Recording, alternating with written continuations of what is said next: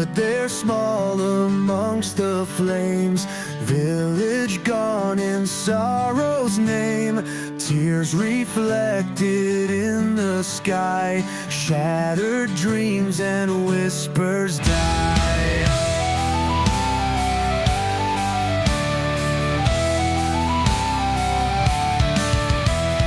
Smoke and ashes fill the air, memories lost in deep despair. She clutches dolls of vanished past in chaos where the shadows cast. Embers of yesterday burn the night away.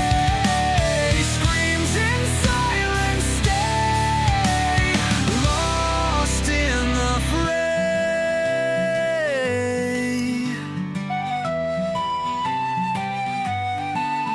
Her family taken by the storm, life twisted in a cruel form. No solace in the darkened glow.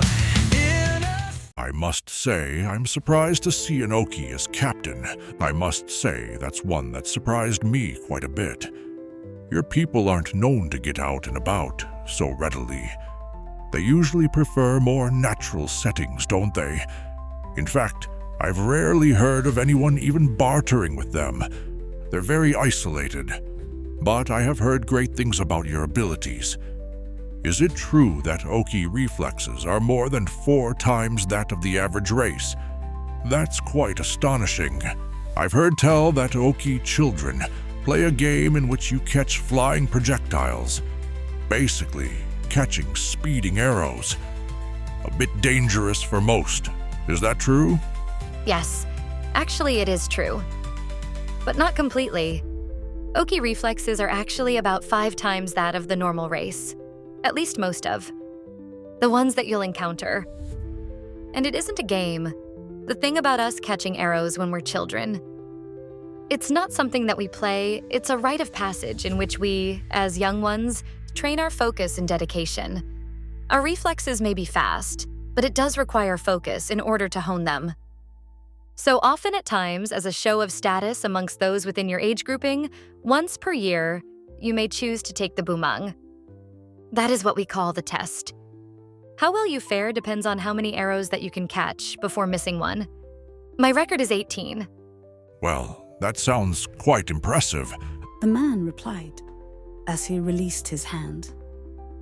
I couldn't fathom doing something like that. How good is that in terms of how your race fares in this challenge? Well, I was 3rd in my group, behind Apera and Dello. But there's nothing wrong with bronze. Besides, the test is less about beating others and more about showing you have the focus to stand amongst those beside you.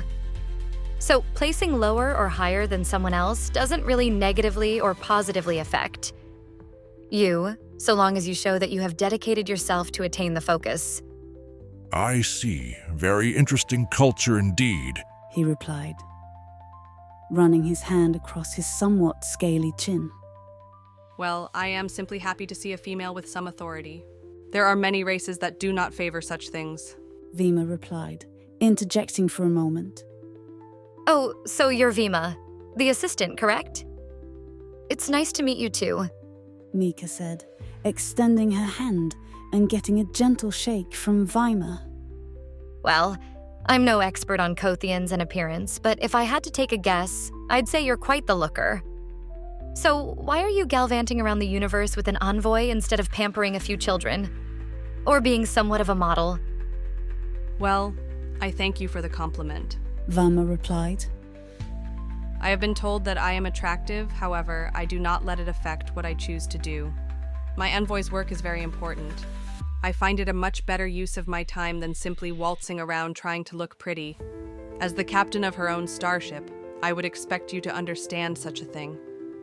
Not all of us ladies are so consumed with just looking pretty. Are we, Captain? No, I suppose we're not. Mika replied. Captain, all preparations are ready. All systems are go. Verm shouted as Mika turned around to acknowledge him, giving him a nod. Okay, my guests, Prepare yourself for exoval's maiden voyage. Maker said, walking back to the captain's seat and taking it as stoically as she could, trying her best to look impressive. This is the captain speaking. We are now going to disembark. Mika said, after clicking a few buttons to initiate. Another ship-wide broadcast. All hands ready. Verm? Mika said, looking over to the short-statured purple figure sitting in the pilot's seat. Take us out. And do me a favor, don't scratch the paint job. It's brand new. Captain. Vermi replied, with a smile on his face. Oh, don't you worry. I'm going to treat you right. He said, stroking the control panel a few times before he began to operate the controls. The signal to docking bay doors sent, to doors opening, to maximum width. Engines on. He said, clicking a button as a sound began to fill the ship momentarily as the flow of energy to it increased dramatically. And you could hear the jets beginning to roar outside of this ship. All systems registering operational. Impulse engines at mid-rate. Docking bay doors now open, initiating docking detachment. He said, clicking a few buttons as there was a slight shake in the ship as the docking port and the anchors holding the ship in place. Release. Power ratio stable. Beginning docking exodus. He said, as the ship began to move backwards, slowly making its way out of the docking port. All of the scaffolding and interior of the space station being left behind as they entered the wider space outside of Toliala. And finally, the station itself, as well as Toliala in the background, came into view in front of them. Its beautiful mixture of colors and bright lights from the cities below. And all of the stars in the background, framed against the light of the space station.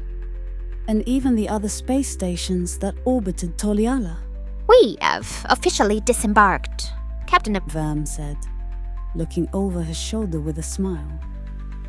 As suddenly, a round of cheers began to erupt throughout the bridge. Happy faces, all applauding the successful launch of exoval, and cheering that could be heard throughout the ship, as everyone smiled overjoyed with the work that had been done, and the journey that could now come underway. Good job, Vermi, but it's not over yet. Set course for Kothia. Already done, Captain. Vermi replied. Trajectory set. Moving ship into position. 1/4 impulse motion.